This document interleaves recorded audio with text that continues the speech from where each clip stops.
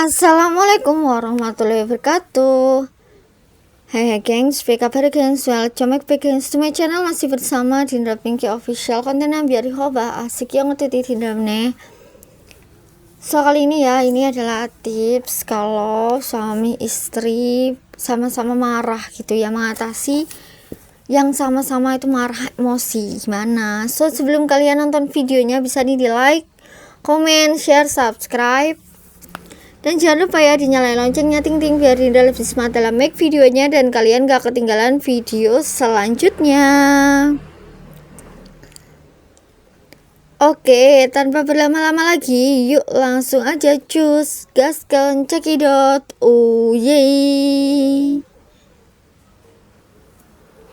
Bagaimana cara mengatasi pasangan yang sama-sama keras dan emosian? Apakah harus perempuan yang mengalah? Apa bagaimana Bu Aisyah solusinya? Tergantung siapa yang ngegas duluan. Ada si istri yang ngegas duluan karena kondisi-kondisi tertentu. Ya, mungkin capek, mungkin sedang pramenstruasi, mungkin sedang mens, apalagi hari pertama, ya nggak Bu Femilia? Pernah rasa nggak kalau lagi mens hari pertama kita, ya Allah, walaupun udah rajin taklim, itu rasanya kepengen ngegas, Pak. udah sering kayaknya. Udah sering kena juga. Itu hormonal, Pak. Jadi kita lihat dulu gitu. Suami saya juga gitu. Kalau dia lihat saya yang duluan ngegas, terutama misalnya terhadap anak-anak, ya, atau sama dia langsung dia yang diem dulu. Jadi gitu. Atau kebalikannya, ya, kalau suami yang ngegas duluan, misalnya dia mengontrol soal macam hal di rumah gitu ya, ya kebersihan, keteraturan dan sebagainya, dia ngegas duluan ya, kita yang diem. Jadi kalau ditanya apakah selalu istri yang diam, enggak, lihat dulu siapa yang ngegas duluan, maka yang diam, ya yang tidak ngegas belakangan atau yang itu yang diam gitu. Berarti kan secara emosi yang ngegas itu lagi turun kan? Lagi turun ke level marah. Yang diem kan berarti bisa jadi lagi di peace, lagi didamai kan.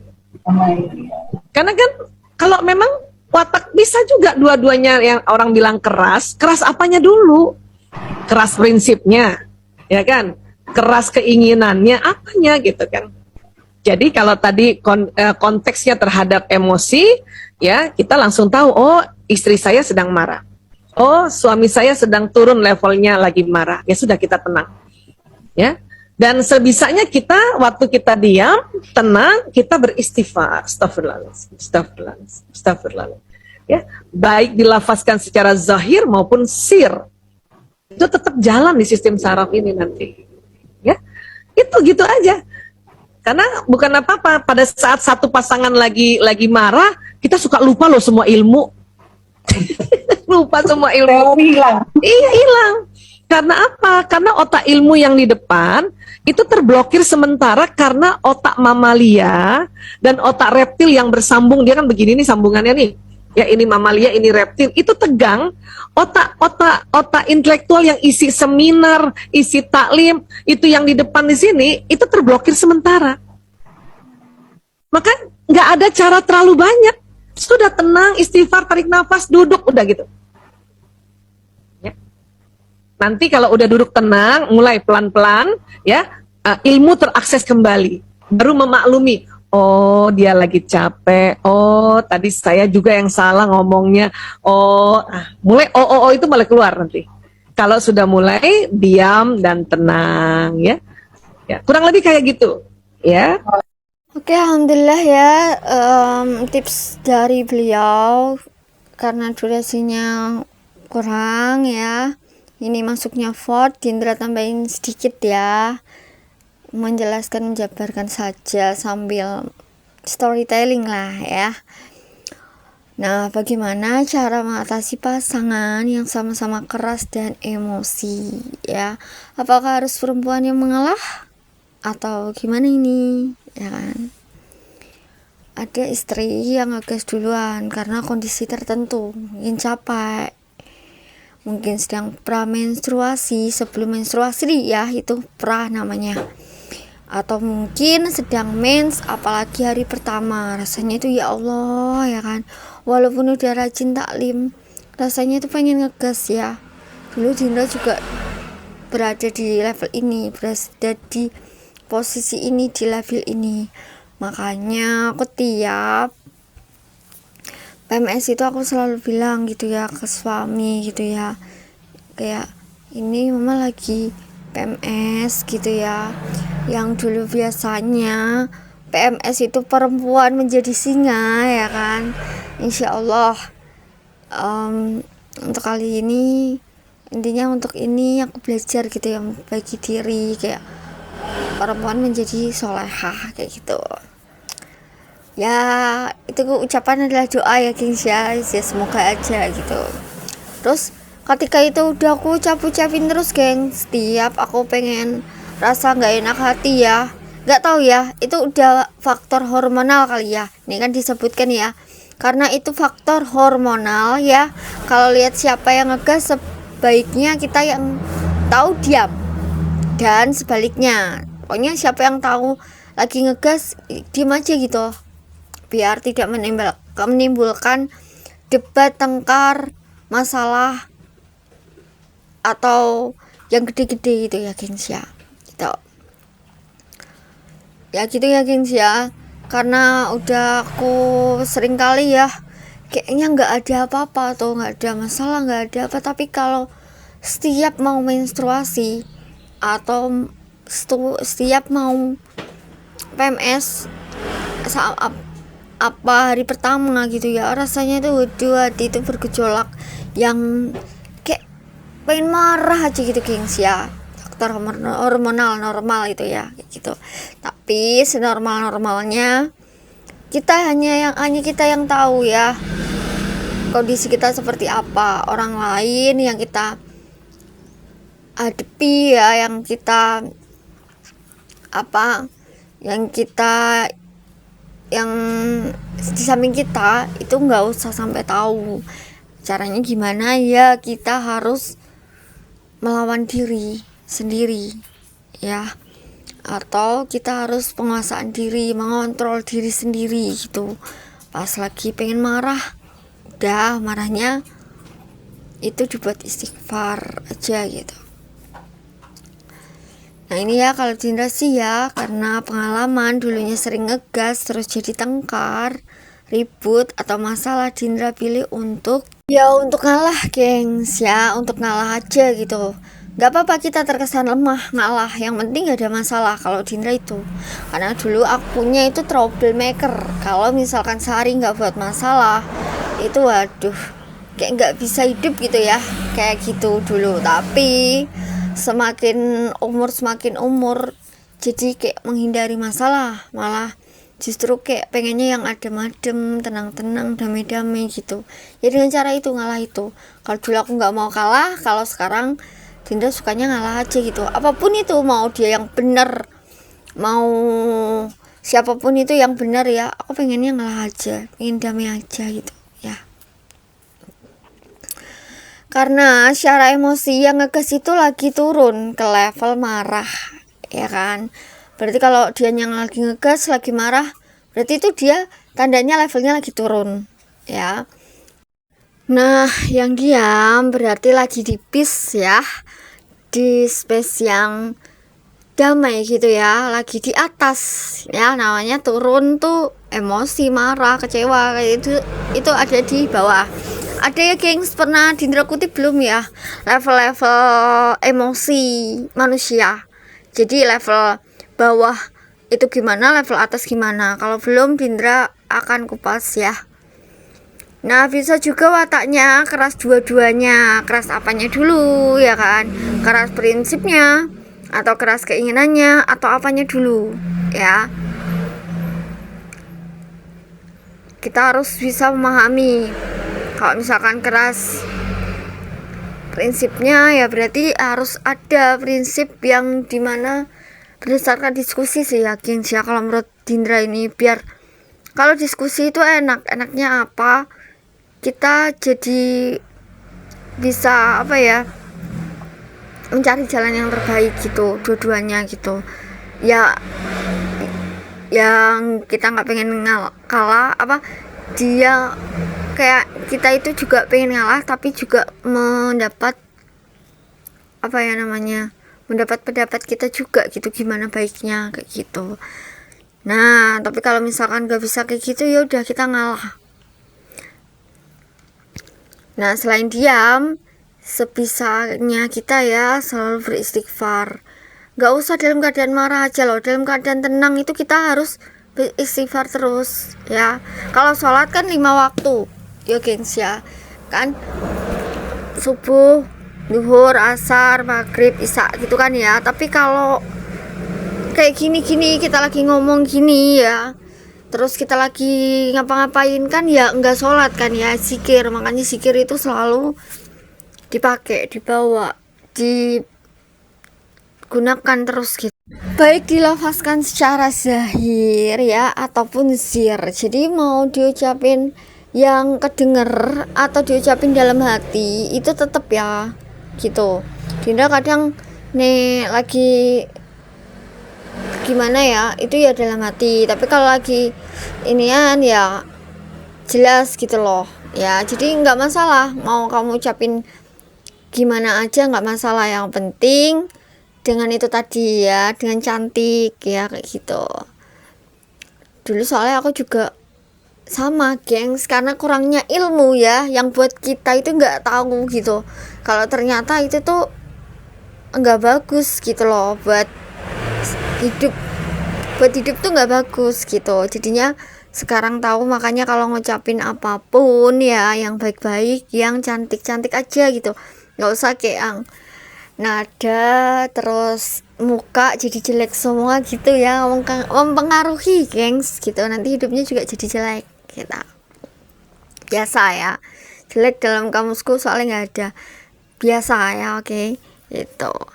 Nah itu nanti jalan ke sistem saraf kita itu gitu ya. Karena bukan apa-apa, di saat satu pasangan kita marah, kita itu suka lupa gitu ya, hilang gitu semua ilmu-ilmu ya. Karena apa, otak ilmu itu ada di depan gitu, terblokir sementara ya, karena terhubung antara otak reptil dan mamalia itu connect gitu gengs, terhubung ya.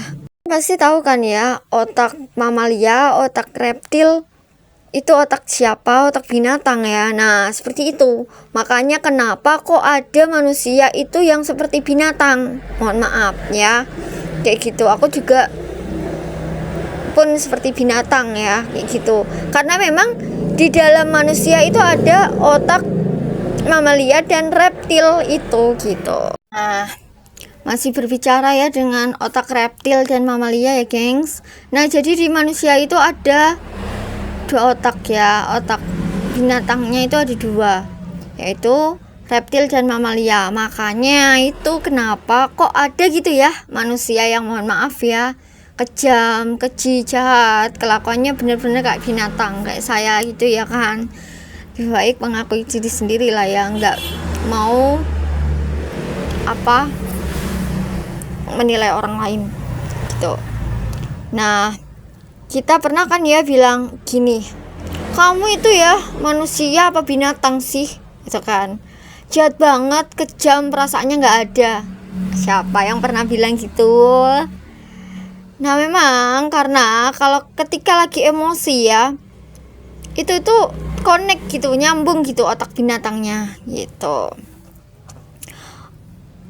Makanya otak mamalia ya dan reptil itu tegang, otak-otak intelektual ya, yang isinya itu seminar, taklim, belajar, di sini itu terblokir gitu sementara ya, nggak ada cara terlalu banyak. Ya udah tenang aja gitu, istighfar, tarik nafas, duduk, intinya selalu ingat pencipta aja gitu. Karena memang ilmu-ilmu itu semuanya udah nggak ada gitu, udah kayak nggak pernah belajar gitu loh gengs, hilang semua gitu, terblokir namanya ya. Tahu sendiri ya kalau WA terblokir, apa sosmed terblokir ya kan, dia nggak bisa berfungsi, nggak bisa bekerja, sama halnya otak manusia gitu.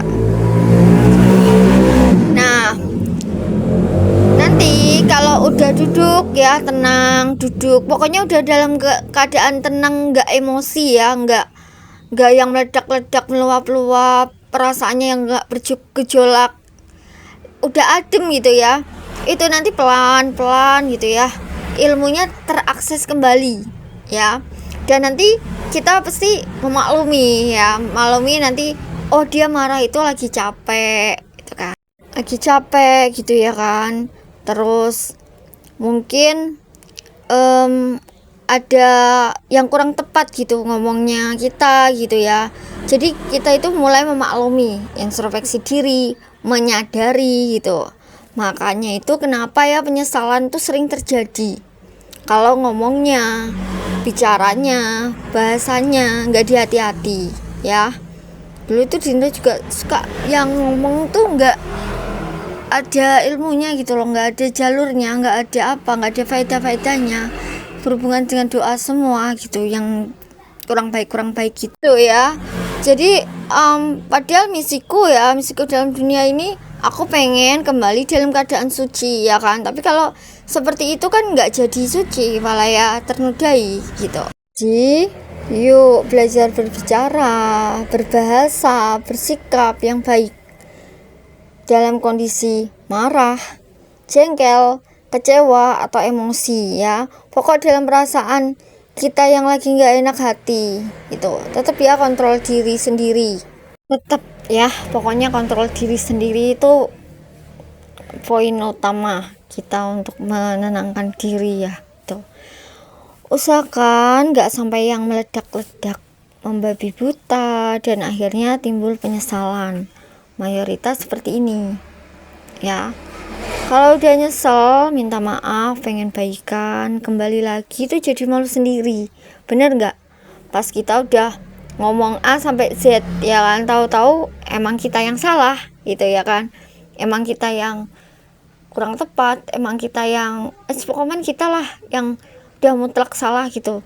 Pengen dong ngebaikin ya, terus pengen keadaan seperti semula ya kan, yang nggak bisa karena manusia itu sudah kena lisan-lisan kita yang menyakitkan itu gitu.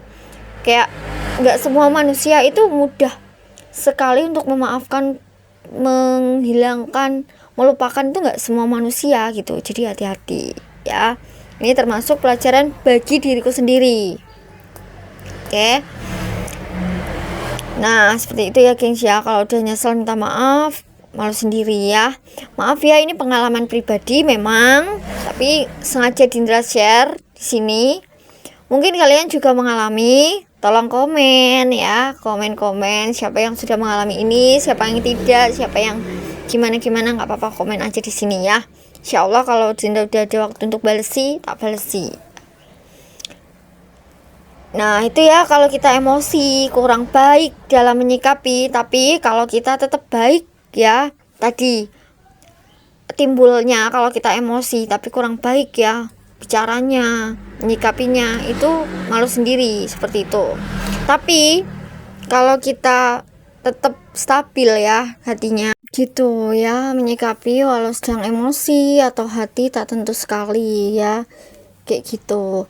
Jadi kalau misalkan kita itu baik-baik aja, doa yang baik-baik, semuanya baik, penyikapan juga baik ya, pokoknya nggak ada gejolak-gejolak emosi atau kata-kata yang menyakiti ya, jadi mudah gitu, jadi ada jalan gitu untuk memperbaiki ya. Sekalipun nanti hasilnya gimana ya, nggak apa-apa, pasrah aja, nggak apa-apa aja gitu, pasrah aja, karena Allah yang lebih tahu tentang kita, isi hati kita ya, takdir kita itu Allah yang tahu. Kita misal udah berbuat baik nih, tapi dapat perlakuan yang kurang baik ya, yang kayak bener-bener apa ya, kita baik kok dia munafik sih, kayak gitu loh ya. Ya nggak apa-apa, terbaik menurut kita belum tentu terbaik menurut pencipta ya. Mungkin menurut pencipta itu baik, tapi menurut kita nggak baik, kayak gitu-gitu gengs. Jadi apapun yang ditakdirkan itu terbaik buat kita, gitu aja.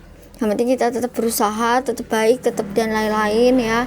Ini juga Dindra nggak ceramah, tapi juga belajar untuk diri sendiri juga gitu ya, dalam mengontrol emosi, penguasaan diri. Kalau ada orang marah seperti apa, seperti itu ya, nggak apa-apa kali ya, kalian semangat ya gitu. Soalnya ketika kita baik gitu ya gengs, banyak banget orang yang munafik. Itu apa namanya, itu ujian ya.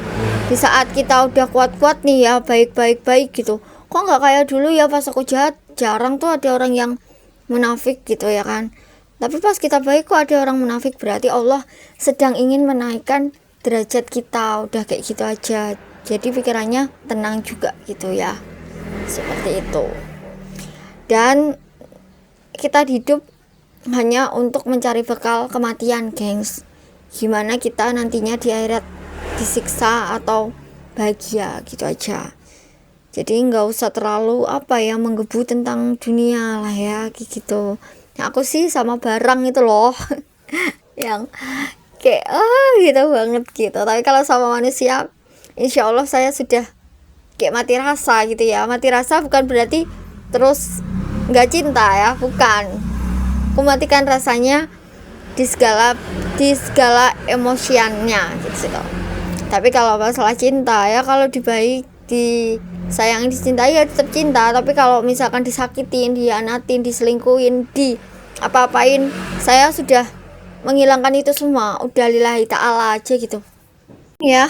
Mau dilawan dosa, nggak dilawan tersiksa, ya udah istighfar aja gitu, biar dapat pahala dan jadi reda marahnya gitu. Apalagi kalau sama suami ya, tingkatannya lebih tinggi dia gitu kan ya. Sama orang pun aja juga gitu, kita ngelawan itu malah tambah kemana-mana gitu ya kan. Apalagi sama suami sendiri yang tingkatannya lebih tinggi dia, lebih gede dia kayak gitu ya. Jadi ya udah aja, istighfar aja tuh, nanti juga marahnya bakal reda dengan sendirinya. Ya, orang yang berucap ASU dengan yang berucap Allah itu akan berbeda rasanya, terus jiwanya kayak gitu ya, hatinya itu akan berbeda geng, seperti itu ya. Orang yang ngucap yang PICEK gitu kan ya, sama orang ngucap astagfirullahaladzim, auzubillahiminasyaitonirrajim, akan berbeda.